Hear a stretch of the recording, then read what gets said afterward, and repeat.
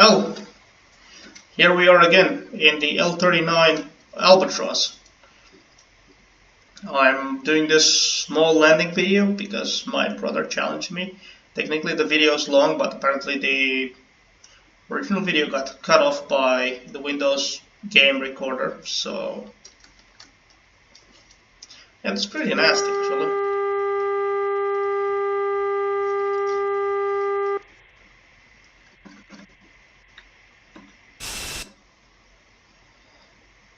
And the Windows Games Recorder also has the bad habit of screwing over with the actual game. Bit of power, we're coming in a bit too low. Now, how did I get here? How did I find my way all the way to Krims from Sochi? I just didn't spawn myself, I just changed the mission to be nighttime and took off from where I left the bird. Power to idle. And there we go.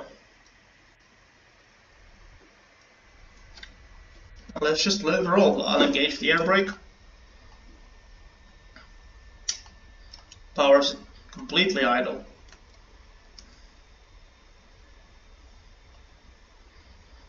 So how the hell did I make my way all the way here?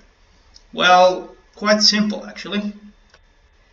I used the RSBN system, which now I can actually use the wheel brakes,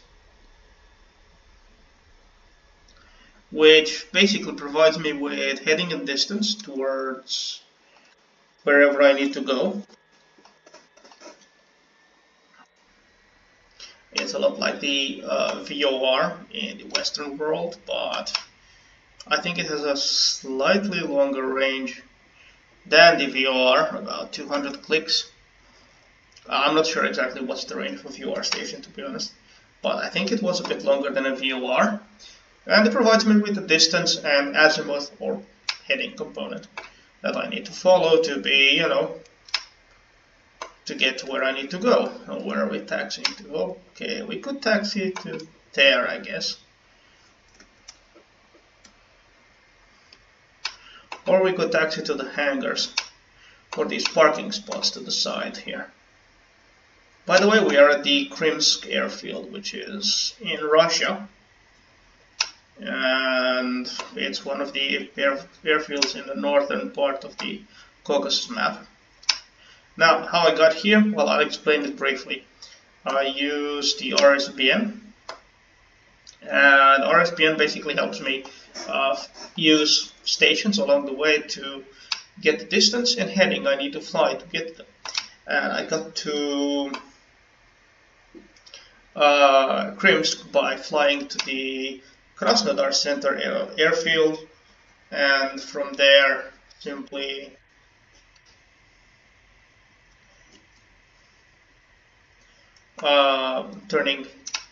intercepting a radial for descent, basically a course for descent into Krims, where I am now, and descended.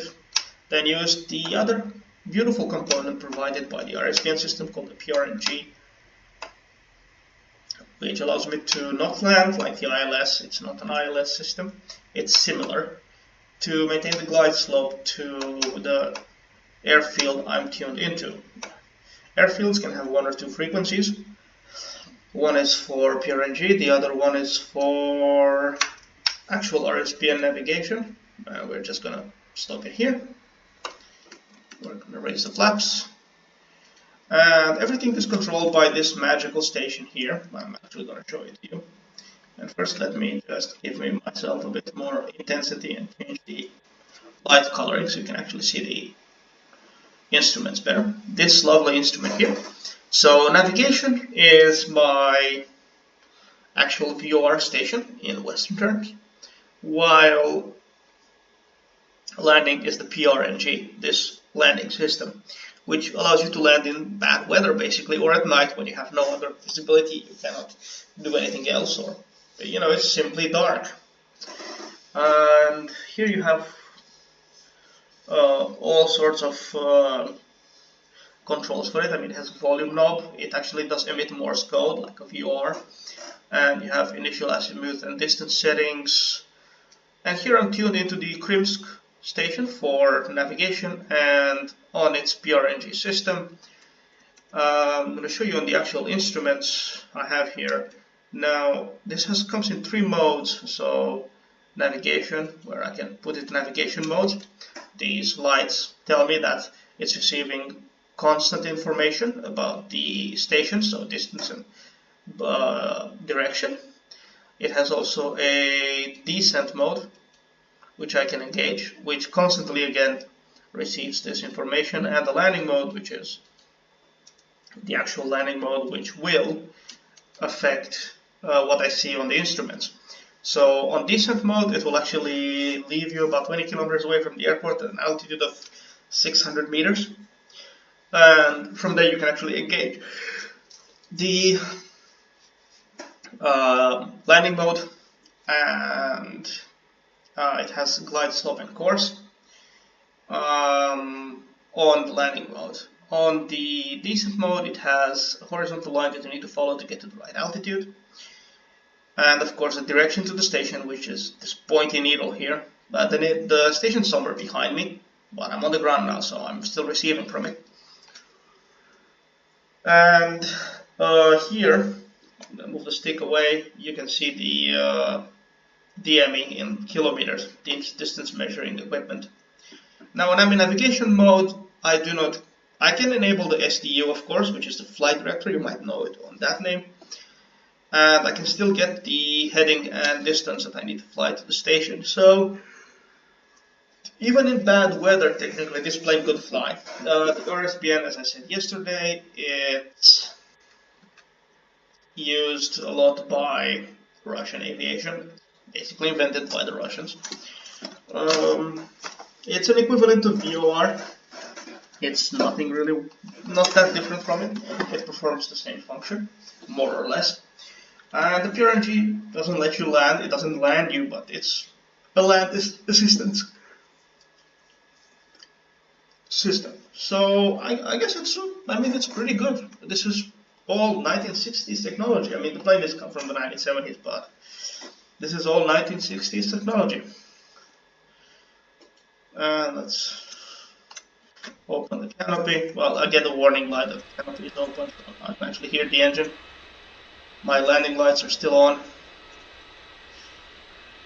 Let's turn them off. We don't need them anymore. But yeah, this is it basically. How I got here. This is my actual radio, VHF, UHF radio, so I can actually talk to people using this. I can tune to all sorts of presets, and I can actually talk to people. This plane doesn't have frequency input. You'll see that also in the MiG-21. It's pre-programmed, so you can change the frequencies. Also, there is a way to do it. I'm not going to tell you how now, but there is a way to change your preset frequencies. So, and the maximum number of channels is not changeable. So it's from channel 0 to channel 19. So 20 channels preset. But that's about it. Technically, if you master RSBN, you could actually navigate your way pretty easily across this Caucasus terrain. Now, the Nevada training map does not have RSBN, it has VOR stations, so mostly for Western aircraft. But I think the L-39 will help you actually learn RSBN. MiG-21 also has it, it is very similar. And they both come with pretty similar radio navigation equipment, so RSBN and ADF. But anyway, for my brother who challenged me to do this, I will not post the entire flight. It's quite long and quite boring, but I'll definitely post this explanation part. So yeah, flying at night, it's not really that bad. It's not really that scary. You can do it. But it takes practice. I still need to practice, and I mean, this video probably shows that I need quite a bit of practice. Let's shut off the gun sight. Now let's start shutting down the airplane. First of all, the fuel to the engine. We turn off the flight data recorder. We've landed, so there's nothing really left to record. We turn off the SDU. We set this back to off again.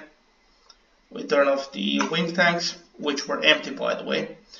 RSBN, or what is-cross is. Here we turn off the marker beacon receiver and the ICS and radio system, intercom system.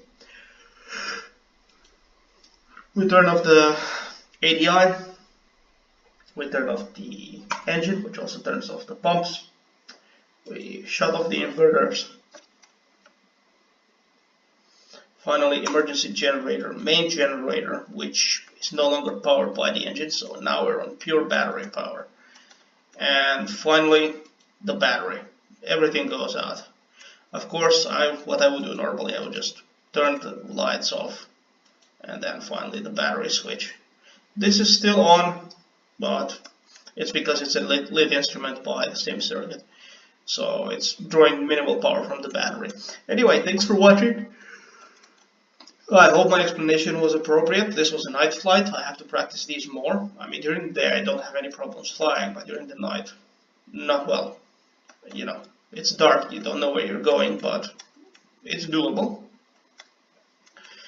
And yeah, if you have any questions, please let me know. I may not be the clearest or most articulate teacher, but I try to share this knowledge with all of you. And again, I am definitely looking for co-pilots for the L39. You know, we can probably teach each other something, so please do drop me a message. I do not mind flying in the L39 with you. I can do front or back seat, doesn't really matter. The back seat, well, it's pretty similar. I'm just going to show it to you quickly. There's an ADF radio, there's a throttle, there's a stick, which is movable, of course. Then there's emergency oxygen intercom channel, radio, oxygen pressure, engine start and stop systems. It's pretty much the same standard instruments. The only thing we do not have is the RSBN radio in the back. We do have the ADF, however, so. And starting the engines, we cannot really do it from here. Basically, the electrical controls need to be turned on from the front seat, but you can see it's actually pretty good visibility from here.